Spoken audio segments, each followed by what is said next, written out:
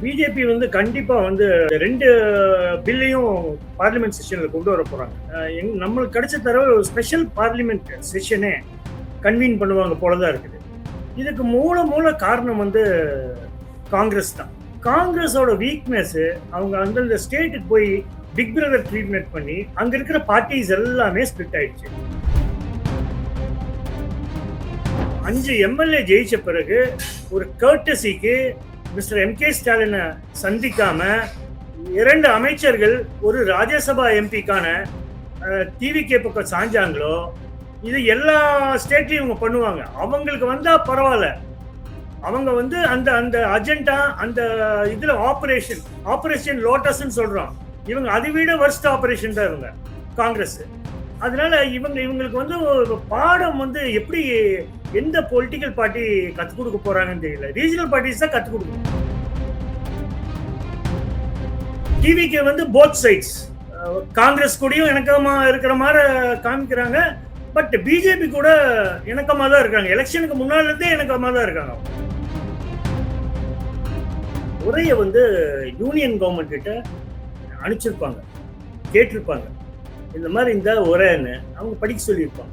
பிஜேபிக்கு தெரியாம இது நடந்திருக்காது. பிஜேபிக்கு தெரியாம நடந்திருக்காது. இதே மிஸ்டர் ஆர்.என். ரவி இருந்திருந்தா இப்ப இந்த 35-40 நாள் அந்த தமிழ்நாட்டில் நிலவும் சட்டம் ஒழுங்கு அவர் பேசியிருப்பாரு. அசம்பிளிலே பேசியிருப்பாரு. ஏன் ஹார்ஸ் ட்ரேடிங் பத்தியும் பேசினாலும் பேசியிருப்பாரு.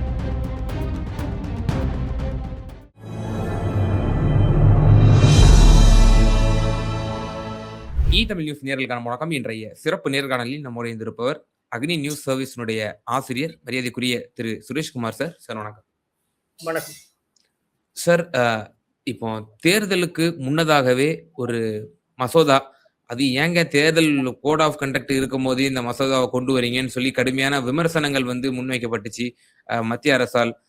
ஏன்னா அந்த டீலிமிட்டேஷன் மற்றும் அந்த women's reservation, one nation one election, இதெல்லாம் வந்து ஒரு சாண்ட்விச் மாதிரி ஒரு மசோதாவை வந்து கொண்டு வந்தாங்க. ஆனா அந்த மசோதாவில் இருக்கக்கூடிய விபரீதத்தை அறிஞ்சு எதிர்கட்சிகள் அதை முறியடிச்சாங்க. ஆனா பிஜேபி அது லாபகரமா பெண்களுக்கு எதிரான ஒரு எதிர்கட்சிகள் அப்படின்னு சொல்லி பிரச்சாரத்துக்கு அதை வந்து பயன்படுத்தினாங்க. வெஸ்ட் பெங்கால்ல அவங்களுக்கு அது நல்ல பயன் கொடுத்திருக்கு. ஈவன் தமிழ்நாட்டுல அது வந்து அவங்களுக்கு பயன் கொடுக்கல. விஜய் தான் அவர் அதை எதிர்த்த விஜய் தான் ஜெயிச்சிருக்காரு, குறிப்பிடத்தக்கது. இப்ப மீண்டும் அந்த சட்ட மசோதாவை வந்து அறிமுகப்படுத்த இருப்பதாகவும் ஆதரவு கோர இருக்கிறாங்க. டிஎம்கே ஆதரவு கோர இருக்கிறாங்க. மேலும் மாநில கட்சிகள், பல கட்சிகள் வந்து ஸ்பிளிட்டா இருக்கு. இந்த ஸ்பிளிட்டுக்கு யார் காரணம்? இந்த ஸ்பிளிட்டை பயன்படுத்தி இந்த மசோதாவை வந்து நிறைவேற்ற போறாங்கிற தகவல்லாம் வந்து கொண்டிருக்கிறது. அப்படி ஒருவேளை வருவதற்கு வாய்ப்பு இருக்கிறதா? 2029ல இந்த சட்ட அசம்பிளியினுடைய காலக்கெடுவும் முடிவதற்கான வாய்ப்புகள் இருக்கா? ஒன் நேஷன் ஒன் எலெக்ஷன் சாத்தியம் இருக்கா? வணக்கம். பிஜேபி வந்து கண்டிப்பா வந்து இந்த 2 பில்லையும் பார்லிமெண்ட் செஷன்ல கொண்டு வர போறாங்க. நம்மளுக்கு கிடைச்ச தடவை ஒரு ஸ்பெஷல் பார்லிமெண்ட் செஷனே கன்வீன் பண்ணுவாங்க போலதான் இருக்குது. இதுக்கு மூல காரணம் வந்து காங்கிரஸ் தான். காங்கிரஸோட வீக்னஸ் அவங்க அந்தந்த ஸ்டேட்டுக்கு போய் பிக் பிரதர் ட்ரீட்மெண்ட் பண்ணி அங்க இருக்கிற பார்ட்டிஸ் எல்லாமே ஸ்பிளிட் ஆயிடுச்சு. இப்போ உத்தவ் தாக்கரே அங்கேயே இருந்திருந்தாருன்னா அந்த ஸ்பிளிட்டே வந்திருக்காது. அவரு காங்கிரஸ் கூட வந்தாரு, ஸ்பிளிட் ஆயிடுச்சு. சரத் பவார் காங்கிரஸ் கூட வந்தாரு, அங்க ஸ்பிளிட் ஆயிடுச்சு. அவங்க 2 பார்ட்டி ஸ்ட்ராங் பார்ட்டிஸ் ஸ்பிளிட் ஆயிடுச்சு மகாராஷ்டிரால. இப்ப வெஸ்ட் பெங்கால் ஸ்பிளிட் ஆகி ஒரு கணிசமான எம்பிஸ் 20 எம்பிஸ் வந்து பிரிஞ்சுட்டாங்க மம்தா கிட்ட இருந்து. அது ஒரு பாயிண்ட். இப்போ பிஜேபி வந்து கண்டிப்பா வந்து இந்த 2 பில்லையும் பாஸ் பண்ணுவாங்க. அவங்க எல்லா பார்ட்டிஸ் கிட்டையும் சப்போர்ட் கேட்பாங்க. இப்போ இவங்க பிஆர்எஸ் கிட்ட சப்போர்ட் கேட்பாங்க. நவீன் பட்நாயக் பிஜேடி கிட்ட சப்போர்ட் கேட்பாங்க. இது ஆந்திராலையும் ஜெகன் கிட்ட சப்போர்ட் கேட்பாங்க. எல்லா பார்ட்டிஸ் கிட்டையும் அவங்க சப்போர்ட் கேட்பாங்க. ஈவன் காங்கிரஸ் இது ஜேஎம்எம் அலைன்ஸ் இருக்கிற ஜார்க்கண்ட்லயே சிபுசேரன் கிட்ட சப்போர்ட் கேட்பாங்க இந்த இதுல. இப்போ வந்து இப்போ இந்த அரசியல் சூழ்நிலையை பார்த்தீங்கன்னா எப்படி தமிழ்நாட்டில் வந்து 5 எம்எல்ஏ ஜெயிச்ச பிறகு ஒரு கர்டசிக்கு மிஸ்டர் எம்.கே. ஸ்டாலினை சந்திக்காம 2 அமைச்சர்கள் ஒரு ராஜ்யசபா எம்பிக்கான டிவிகே பக்கம் சாஞ்சாங்களோ, இது எல்லா ஸ்டேட்லயும் இவங்க பண்ணுவாங்க. அவங்களுக்கு வந்தா பரவாயில்ல. அவங்க வந்து அந்த அந்த அஜெண்டா அந்த இதுல ஆபரேஷன் லோட்டஸ்ன்னு சொல்றோம். இவங்க அதை விட வர்ஸ்ட் ஆபரேஷன் தான் இவங்க காங்கிரஸ். அதனால இவங்களுக்கு வந்து பாடம் வந்து எப்படி எந்த பொலிட்டிக்கல் பார்ட்டி கத்துக் கொடுக்க போறாங்கன்னு தெரியல. ரீஜனல் பார்ட்டிஸ் தான் கத்துக் கொடுக்கணும் இவங்களுக்கு. டிஎம்கே கிட்ட கண்டிப்பா வந்து பிஜேபி வந்து சப்போர்ட் கேட்பாங்க டெஃபினட்டா இந்த ரெண்டு பில்லுக்கும். பட் டிஎம்கே வந்து 99.9% வந்து இந்த பில்லுக்கு சப்போர்ட் பண்ண மாட்டாங்க. திருத்தப்பட்ட மசோதா வந்து அவங்கள்ட்ட சொல்லி இது கேட்பாங்க. இப்ப என்னெல்லாம் கோரிக்கை வச்சாங்களோ கடந்த முறை அந்த எலெக்ஷனுக்கு பிஃபோர் அந்த நாடாளுமன்ற உறுப்பினர்கள், திமுக நாடாளுமன்ற உறுப்பினர்கள் அப்படி ஏதுவாக திருத்தி கொடுப்பாங்க, அப்படி திருத்தி கொடுத்து கேட்பாங்க அப்படிங்கிற ஒரு விஷயம் சொல்லப்படுது. அப்படி காம்ப்ரமைஸ் ஆக மாட்டாங்களா? இல்ல, அப்படி வந்து திருத்தி ஒரு மினிமம் காமன் மினிமம் ப்ரோக்ராம் எல்லா அப்போசிஷன் பார்ட்டிஸ் கிட்டயும் பேசிட்டு உங்களுக்கு என்னென்ன டிஃபெக்ட்ஸ் இருக்கோ, என்னென்ன வந்து மாற்றம் செய்யணுமோ இந்த ஆக்ட்ல அதெல்லாம் நம்ம வந்து செட்ரைட் பண்ணிட்டு அப்புறம் பில்ல கொண்டு வரலாம், நீங்க எல்லாம் சப்போர்ட் பண்ணுங்கன்னு சொல்லலாம். அந்த மாதிரி காமன் மினிமம் ப்ரோக்ராம்ல இப்ப டிஎம்கே வந்து டி எலிமினேஷன் பண்ணக்கூடாதுன்றாங்க. அவங்க தான் ஸ்டார்டிங்ல இருந்து பண்ண அப்புறம் தான் பார்லிமெண்ட்ல வந்து எம்பிஸ் ரைஸ் பண்ணது அப்புறம் தான் காங்கிரஸ் இதுக்குள்ளேயே நுழையிறாங்க. டிஎம்கே தான் ஃபர்ஸ்ட் இந்த ரெண்டுலயுமே. அதனால ஒரு common minimum program I think எல்லா பார்ட்டிஸும் வந்து அக்ரி பண்ணிப்பாங்க. டீஎலிமினேஷன் அந்தந்த ஸ்டேட்டுக்கு வந்து சீட்ஸ் குறையக்கூடாது, ஜாஸ்தி ஆகணும். யூபிக்கு அவ்வளவு இருக்கக்கூடாது, அதெல்லாம் கம்மி பண்ணணும். நார்த் இந்தியன் ஸ்டேட்ஸ் அப்படியெல்லாம் ஒரு கன்சென்சஸ் வந்துச்சுன்னு வைங்க. இந்த பில் பாஸ் பண்றதுக்கு இந்த பில் இப்படி கொண்டு வந்தாங்கன்னா ஈவன் நான் சொல்றேன் பாருங்க, ஜேஎம்எம், உத்தவ் தாக்கரே, ஈவன் மம்தா பானர்ஜி, நவீன் பட்நாயக், ஜெகன்மோகன் ரெட்டி, சந்திரசேகர் ராவ், இவங்க எல்லாமே, ஒமர் அப்துல்லா, இவங்க எல்லாமே சப்போர்ட் பண்ணுவாங்க. ஈவன் அகிலேஷ் யாதவ், தேஜஸ்வி யாதவ், அவங்களுக்கு வந்து அவங்க ஸ்டேட்டுக்கு வந்து பாதிப்பு இருக்கக்கூடாது, அவ்வளவுதான்.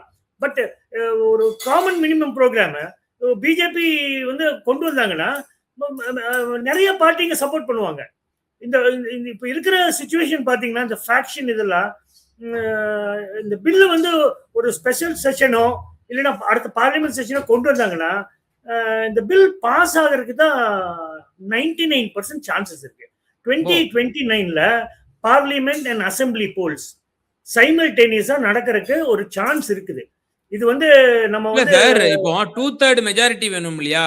At least I think correct me if I'm wrong 350 above seats வேணும். அது எப்படி சாத்தியம்? 293 தான் ஆல் ஓவர் என்டிஏவுக்கு இருக்கு. அப்ப இந்தியா கூட்டணியினுடைய எம்பிக்கள் ஆதரவு தெரிவிப்பாங்களா? குறிப்பா இப்போ டிஎம்சில இருக்கக்கூடிய ஒரு 20 எம்பிக்கள் ஒரு அட்ரஸே தெரியாத ஒரு திரிபுரா மாநிலத்தினோட ஒரு கட்சியில போய் இணைஞ்சாங்க. அதுல பல சட்டத்தில் இருக்கக்கூடிய ஓட்டைகளை பயன்படுத்தி பிஜேபி ஒரு தந்திரமான வேலைகள் செய்கிறது அப்படிங்கிற ஒரு விஷயம் சொல்லப்பட்டது. இப்ப அவங்கள்ட்ட கேட்பாங்க ஆதரவு. இப்போ உத்தவ் பிரிவினுடைய சிவசேனாக்களுடைய சில எம்பிக்கள் போவதா சொல்றாங்க. மேலும் இன்னொரு அதிர்ச்சியுள்ள தகவல் என்ன சொல்லப்படுது நேத்து அப்படின்னா, சமாஜ்வாதியில இருக்கக்கூடிய ஒரு முக்கிய தலைவர் எங்களுக்கு உத்தரப்பிரதேசத்துல அதிக எண்ணிக்கைகளான சீட் வேணும், எனவே எங்களுக்கு ஒரு 20க்கும் மேற்பட்ட எம்பிக்கள் ready to vote for delimitation, fair delimitation, delimitation உத்தரப்பிரதேசத்திற்கு நன்மை பயக்கும்னு சொல்லி அகிலேஷ் யாதவுக்கு எதிரான ஒரு ஸ்டேட்மெண்ட் விடுறாரு. நமக்கு இன்னொரு பயமா வருது, ஐயோ மற்றொரு மாநில கட்சியும் உடைய போகுதா, இது ஒரு ஜனநாயகத்திற்கு உகந்தது அல்ல, ஒரு பேராபத்தை உணர்த்தக்கூடிய ஒரு செய்தி அப்படின்னு நமக்கு வந்து உணர தோணுது. அதனுடைய உண்மைத்தன்மை என்ன? இவர்கள் எல்லாம் ஆதரவு அளிப்பதற்கும் சாத்தியங்கள் இருக்குன்னு நினைக்கிறீங்களா? ஆமாங்க, எல்லாரும் அவங்க ஸ்டேட்டுக்கு பார்ப்பாங்க. நார்த் இந்தியன் ஸ்டேட்ஸ் வந்து நார்த் இந்தியன் ஸ்டேட்ஸ்க்கு பார்ப்பாங்க. நிறைய சீட்ஸ் வந்து இன்க்ரீஸ் பண்ணணும், எம்எல்ஏஸ் அண்ட் எம்பிஸ் சீட்ஸ் வந்து இன்க்ரீஸ் பண்ணணும் அவங்க நினைப்பாங்க. சவுத் இந்தியாவில் வந்து எங்களுக்கு வந்து இன்னும் ஜாஸ்தி சீட்ஸ் வரணும், இல்லைன்னா நீங்க அதையே மெயின்டைன் பண்ணணும். அதே மெயின்டைன் பண்ணா கூட யாரும் ஒத்துக்க மாட்டாங்க, கொஞ்சம் சீட்ஸ் ஜாஸ்தி பண்ணணும் அவங்க சவுத் இந்தியாவில் நினைப்பாங்க. ஸோ இப்படி இருக்கும்போது ஒரு இது வந்து இப்போ வந்து பிஜேபி வந்து ஒரே ஒரு பார்ட்டி, காங்கிரஸோட அலையன்ஸ் இருக்கிற பார்ட்டி சமாஜ்வாடி பார்ட்டி ஒண்ணுதான் பிரேக் பண்ண முடியல இது வரைக்கும் பிரேக் பண்ண முடியல. ஏன்னா அகிலேஷ் யாதவ் வெரி ஸ்ட்ராங், அகிலேஷ் யாதவ் ஸ்ட்ராங்கா இருக்காரு, அவரோட ஐடியாலஜிக்கெல்லாம் ஸ்ட்ராங்கா இருக்காரு. அவரே வந்து இப்போ காங்கிரஸ் கூட அலையன்ஸ் இந்த அசம்பிளி எலெக்ஷன்ஸ் யூபியில வச்சாருன்னா அவர் டஃப் ஃபைட் கொடுப்பாரு, பட் ஃபார்ம் பண்ணுவாரான்னு ஒரு டவுட் இருக்கு. ஏன்னா காங்கிரஸ் அங்கேயும் போய் ஒரு 70 சீட் வேணும் 80 சீட் வேணும்னு கேட்பாங்க. 404 இருக்குல்ல, எங்களுக்கு 60-70 கொடுங்க. ஆமா, எப்படி பீகார்ல கேட்டு தேஜஸ்வி யாதவ் அவர் ஓட் பர்சன்டேஜ் அப்படியே அதே மாதிரி கன்சாலிடேட் பண்ணிட்டாரு. காங்கிரஸ் கூட சேர்ந்து காங்கிரஸ்க்கு 40-50 சீட்டை கொடுத்து குறைச்சிட்டாங்க. அதனால வந்து அகிலேஷ் யாதவ் ஸ்ட்ராங் லீடர். இப்போ இன்னைக்கு வந்து யூனியன் ஹோம் மினிஸ்டர் அமித்ஷா மகாராஷ்டிராவில் இருக்காரு. ஓகே, நம்மளுக்கு கிடைச்ச தகவல் வந்து அந்த சிவசேனா யூபிடி எம்பிஸ் வந்து அமித்ஷாவை சந்திக்கிறாருன்னு நினைக்கிறேன் இன்னைக்கு ஆஃப்டர்நூன். அது சந்திச்சாங்கன்னா திருப்பி ஒரு ஸ்பிளிட் யூபிடியில் ஆகும்.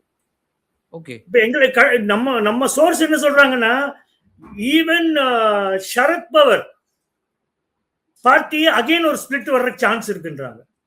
ஓ, மகாராஷ்டிரால இவங்க 2 பேரும் காங்கிரஸ் நம்பி போய் சிவசேனா அதான் யூபிடியும் சரத் பவர் என்சிபியும் பிரிஞ்சது காரணமே இதுதான்.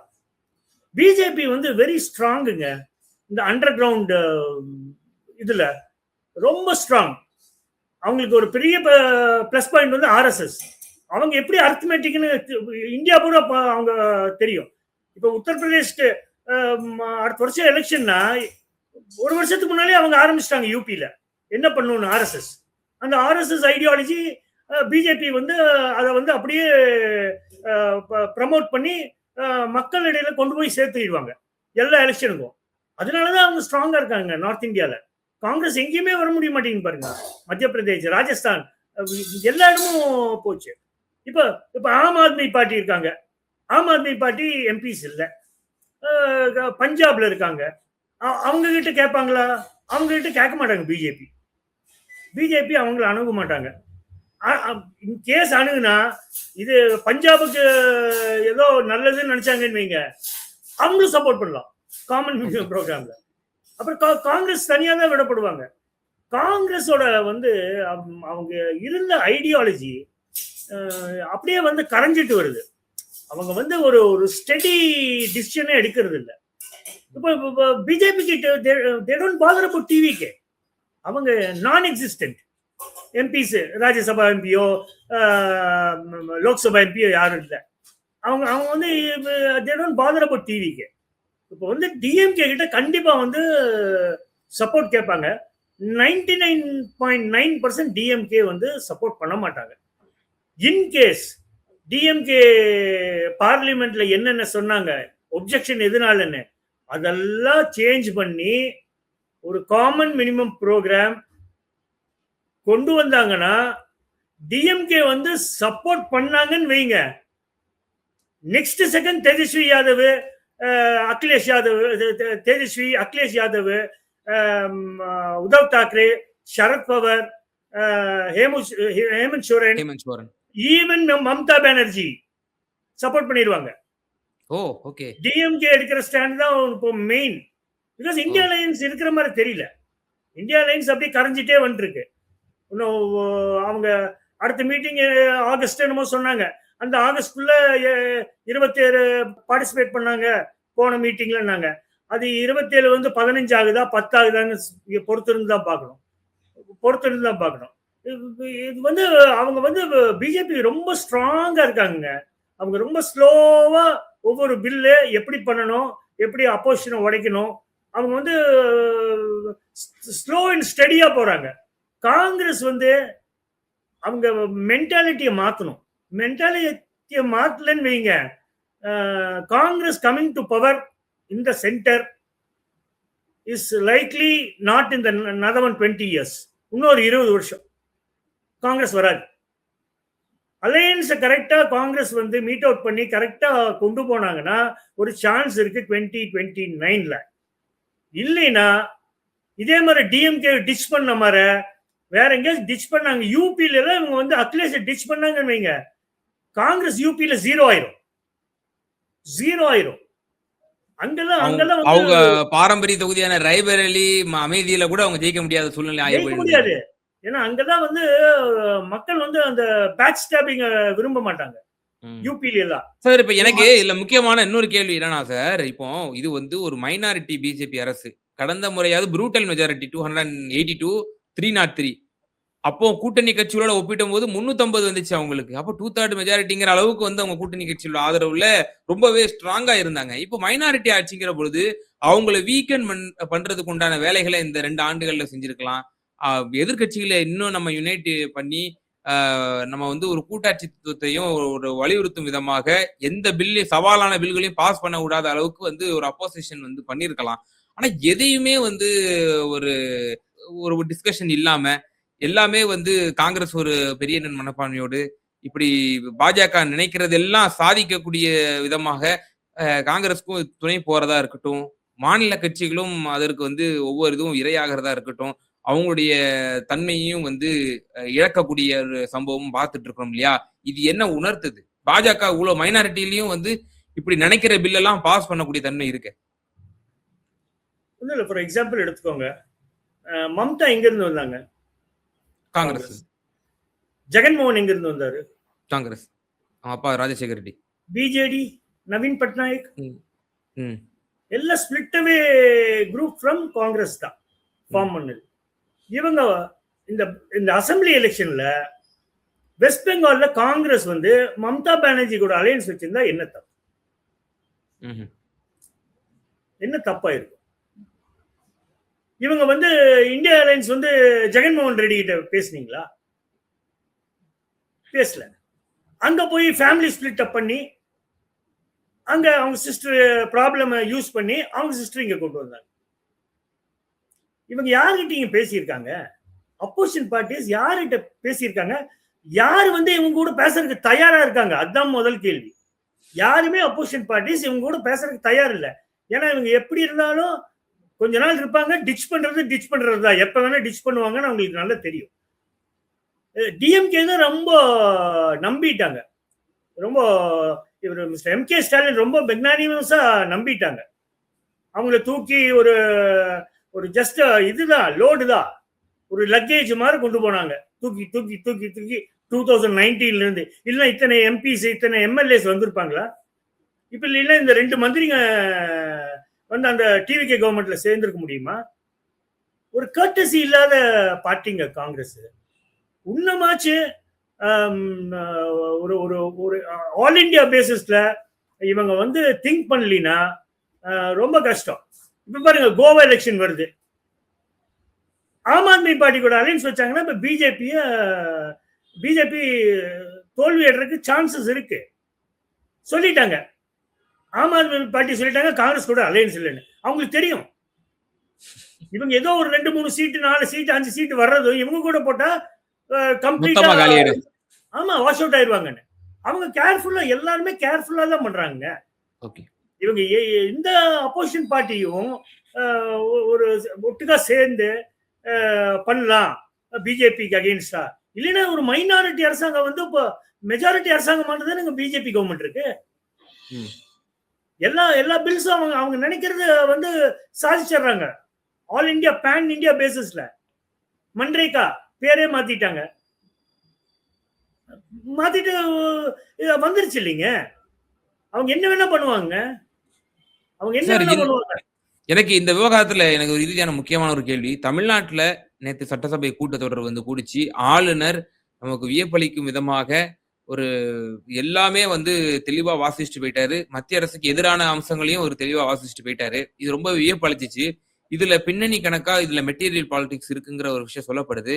சோ இப்போ விஜய்க்கு திரு மோடிஜி மத்திய பிஜேபி ஒரு மெசேஜை கன்வே பண்ணுதா? 2029ல நம்ம ஒன் நேஷன் ஒன் எலெக்ஷனுக்கு நீங்க வந்து ஆயத்தம் ஆயிருங்க. உங்களோட நாங்க இணக்கமான ஒரு போக்கை வந்து நாங்க கடைபிடிக்கிறோம். நீங்க you have to support over this concept அப்படின்ற மாதிரி ஒரு மெசேஜை கன்வே பண்றாங்களா? அதனாலதான் கவர்னர் விஜய் கிட்ட இப்படி இணக்கமான ஒரு போக்கை வந்து கடைபிடிக்கிறாரா? 2029ஓட இந்த அசம்பிளியோட இது முடியும். ஸோ இப்போ கர்நாடகாவுக்கு 2028. ஸோ அவங்களுக்கு ஒரு 1 இயர் எக்ஸ்டென்ஷன் இருக்கலாம். அடுத்து உத்தரப்பிரதேசம், அது எப்படின்னு தெரியல, அடுத்த வருஷம் நடக்கிறதுக்கு.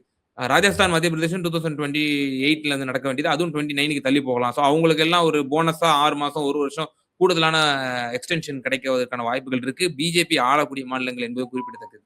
அப்போ தமிழ்நாடு போன்ற மாநிலங்கள்லாம் இது அப்போசிஷன் 3 வருஷம் ஆண்டா போதும் அப்படின்ற மாதிரி ஒரு மெசேஜை கன்வே பண்றாங்களா, எப்படி பாக்குறீங்க? இப்ப கவர்னர் ஸ்பீச் பாத்தீங்கன்னா ஒண்ணும் இல்ல. இது வந்து என்னன்னா இந்த சர்க்கரை கோட்டட் பாவக்காய் தான். சர்க்கரை பூசிய பாவக்காய் தான், பிட்டர் தான், கசப்பு தான்.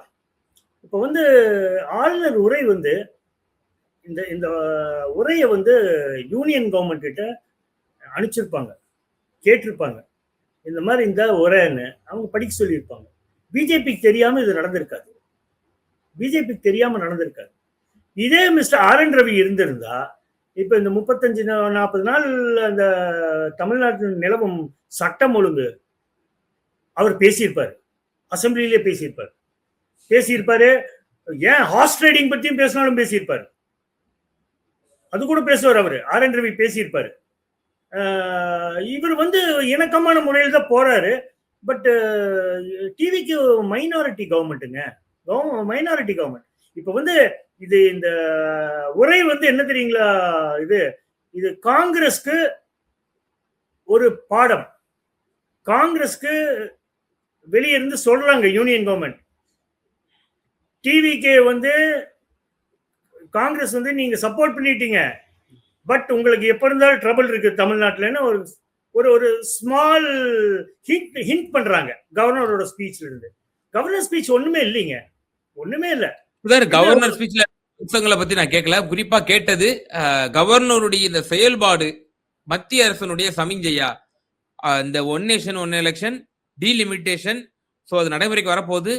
ஸோ எனவே நான் உங்க கூட ஒரு இணக்கமான போக்கை கடைபிடிக்கிறோம் அப்படின்னு சொல்லி மத்திய அரசு திரு ஜோசப் விஜய் அவர்களுக்கும் தமிழக வெற்றி கழக அரசுக்கும் ஒரு செய்தியை சொல்றாங்களாங்கிறது நான் என்னோட கேள்வி. இல்ல கண்டிப்பாங்க, கவர்னருடைய அதானே, இந்த பில்ஸ் எல்லாம் வரப்போகுது, நீங்க ரெடியா இருங்க 2029 எலெக்ஷன்ல. ஆனா நம்ம பார்க்க வேண்டியது 2029 எலெக்ஷன்ஸா, தமிழ்நாட்டில் இன்னொரு எலெக்ஷன் சீக்கிரம் வரப்போதா அது சொல்ல முடியாது. அது நம்ம வெயிட் பண்ணி தான் பார்க்கணும். பட் யூனியன் கவர்மெண்ட் வந்து இணக்கமான முறைதான் மிஸ்டர் விஜய் கிட்ட, சீஃப் மினிஸ்டர் ஜோசப் விஜய் கிட்ட. இது இந்த கவர்னரோட நடவடிக்கையிலிருந்து தெரியுதுங்க. பட் ஏன்னா நிறைய வழக்குகள் இருக்கு. எப்போதுமே இந்த மாதிரி இதுல தான் வந்து பிஜேபி பிளே பண்ணுவாங்க. இந்த மாதிரி இதுல வந்து அவங்க அந்த ப்ரெஷர் தாங்க முடியாது. அதனால பொறுத்திருந்து தான் பார்க்கணும். பட் டிவிக்கு வந்து போத் சைட்ஸ், காங்கிரஸ் கூடயும் இணக்கமா இருக்கிற மாதிரி காமிக்கிறாங்க. பட் பிஜேபி கூட இணக்கமா தான் இருக்காங்க. எலெக்ஷனுக்கு முன்னால இருந்தே இணக்கமா தான் இருக்காங்க அவங்க. அதனால பொறுத்திருந்து பார்ப்போம். நிச்சயமா சார், பல்வேறு கேள்விகளுக்கு ரொம்ப விரிவா தெளிவா பதில் சொன்னீங்க. ரொம்ப நன்றி. நன்றி.